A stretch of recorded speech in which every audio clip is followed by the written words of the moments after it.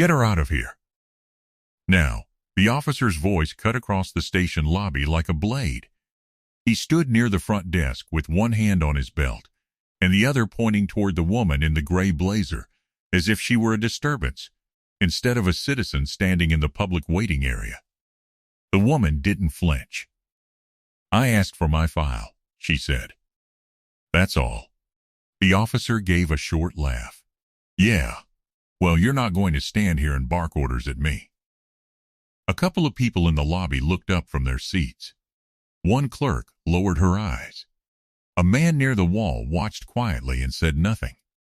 Another woman turned toward the glass doors and pretended she had somewhere else to be. The officer stepped closer. "You heard me. Move." The woman kept her hands at her sides. "Officer, I'm waiting on a records release that was approved this morning. If there's a problem, tell me what it is." His jaw tightened. "The problem is you," he said, "and unless you want to make this harder, you'll leave before I have to remove you." Then, he reached for her arm. She pulled back just enough to avoid the grab. That was enough for him. He grabbed harder, twisted her toward the door, and dragged her across the tile floor as the front desk clerk gasped. Her heel scraped loud against the polished surface. Her folder slipped out of her hand, and scattered papers fanned across the lobby like someone had thrown away her name on purpose. "Stop touching me," she said, still calm, still clear. The officer didn't stop. He hauled her toward the side exit and shoved her through the doorway with enough force to make the metal frame rattle. He had no idea the woman he had just dragged out of the station was carrying a signed order from the governor's office. And he had no idea that when she came back, she would not be alone. In 48 minutes, every officer in that building would be standing at attention. But this story doesn't start here. Rewind. Dr. Elena Brooks had spent 15 years building a life that did not make room for fear. At 44, she was a civil rights attorney, a former deputy solicitor, and the current director of a state oversight unit that reviewed misconduct complaints against law enforcement and corrections officers. Her work was meticulous, patient, and often thankless. She had spent so many years reading reports that tried to hide the truth that she could spot a lie in the first sentence. On her desk at home sat a small framed photo of her father in a postal uniform, standing beside a mailbox in the rain. He had worked 42 years with his back bent and his hands cold, so his daughter could stand upright in rooms like the one she entered that morning. Elena had not come to the station for drama. She had come to pick up records related to a complaint her office had opened after a violent transport incident involving an officer named Grant Holloway. Holloway was not new to complaints. He had 6 use-of-force allegations, 3 courthouse removals, and a discipline record that had been softened every time it was reviewed. Supervisors called him firm. Training officers called him effective. The people who had been shoved, humiliated, or threatened by him called him something else. But on paper, the department had protected him for years. 2 commendations. 1 plaque for professional resolve. 1 citation for strong presence under pressure. And behind that praise sat a pattern. The first complaint came from a teenage boy he had dragged by the wrist in a holding area. The second came from a nurse he had called mouthy before forcing her to stand outside an intake room. The third came from a defense investigator who said Holloway had blocked her access to a client file. The fourth came from a woman who said he had laughed while telling her she didn't look like someone with rights. The fifth and sixth were buried in administrative review and quietly closed. That morning, Elena had received the governor's signed order authorizing immediate transfer of the records, direct inquiry into Holloway's conduct, and a temporary restraint on any further enforcement action tied to the complaint. She had brought it to the station in person because the file had been delayed twice already, and because the station commander had promised her cooperation that never came. She was standing at the front desk when Holloway noticed her. He had looked at her blazer, her braids, her posture, and decided she was somebody who could be talked down. He had done that before. Not to her. To people like her. That was the difference he never bothered to understand. When he dragged her out of the lobby, he thought he had ended the issue. Instead, he had just delivered the evidence. At 10:12 a.m., Elena called the governor's chief counsel from the curb outside the station. At 10:16 a.m., the office confirmed the order had gone out. At 10:21 a.m., a state convoy was already being assembled 2 counties over. At 10:29 a.m., the first deputy commissioner was notified. And at 10:41 a.m., the station commander realized his lobby had become the center of a problem no one could quietly bury. Holloway still thought he was in charge. He was wrong. He had gone back inside after throwing her out, breathing hard, telling himself she was just another difficult civilian making a scene. He told the desk sergeant the woman had become disruptive. He told the lieutenant on duty she had refused instructions. He told 2 officers near the back hallway that she had pushed for special treatment. Nobody corrected him. Not because they believed him, because the room had spent too many years rewarding the kind of man who could lie without blinking. Then the front doors opened again. This time the woman he had dragged out walked in with 3 state officials, 2 uniformed aides, and a sealed envelope marked Urgent Governor's Office. Nobody moved. Elena stepped up to the counter and placed the envelope on the desk. "I'm here to complete the records transfer," she said, "and to notify this station that effective immediately, all complaint files related to Officer Grant Holloway are frozen pending executive review." Holloway looked up from the side hall. His face changed first with annoyance, then with confusion, then with the small hard drop of fear that comes when a person realizes the room is no longer his. "You," he said. Elena didn't look at him. "Me," she answered. The station commander took the envelope with both hands and broke the seal. Inside was the governor's order, signed, dated, and already routed through the Attorney General's office. The first paragraph named Holloway. The second paragraph suspended his authority in all cases involving public contact.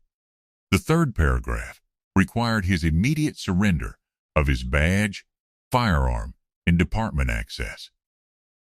The fourth paragraph ordered a full review of every prior complaint. Holloway took one step backward. "No," he said quietly. Elena finally looked at him. Yes, that was the only word she gave him. Because the order was already in motion. Because his supervisors knew what was inside the file. Because the hallway camera had captured the exact moment he grabbed her arm and dragged her across the floor. Because the lobby clerk had already given a statement. Because the man by the wall had already emailed the footage to a reporter. Because everything Holloway had relied on was built on time. And time had run out. 40 minutes. That was the amount of time it took for state officials to arrive and take control of the station's complaint archive. Holloway sat in the briefing room while the commander read the order line by line. He tried to interrupt once. He was told to wait. He tried again. He was told to be quiet. He looked toward the door as if the building might still help him if he could just find the right tone. It wouldn't. Not this time. The governor's order had changed the jurisdiction in one clean motion. No more local handling. No more internal softening. No more friendly review by people who had trained with him, covered for him, or benefited from his silence. Elena stood at the back of the room with a folder under her arm and watched him realize that the station he had used to control others had become the place where his own record would finally be read aloud. A state investigator opened the file. One complaint, then another, then another. Each one sounded different on paper. Each one sounded the same in practice. Disrespect, unnecessary force, threatening language, retaliation after questions. The investigator stopped at the 6th file and looked up. "Why were these closed?" she asked. Nobody answered, because the answer was sitting in the room. Grant Holloway had been useful to people who preferred order to accountability. That was the entire secret. Not competence, not judgment. Utility. At noon, his badge was confiscated. At 12:14 p.m., his firearm was turned in. At 12:33 p.m., he was placed on administrative leave. By 1 p.m., the governor's office had publicly confirmed an executive review of all complaints linked to his conduct.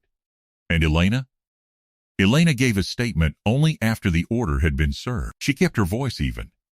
"I came here to retrieve records," she said. "I was removed instead of being assisted." That should concern anyone who still believes the public has equal standing in a public building. Then she paused. "Not for effect. For truth. I did not come here to make this personal. I came because these files belong to the people he was supposed to serve." The line spread fast. Because it was simple. Because it was true. Because every person who had ever been dismissed for asking a basic question recognized the shape of it. Holloway's supervisor was suspended that afternoon.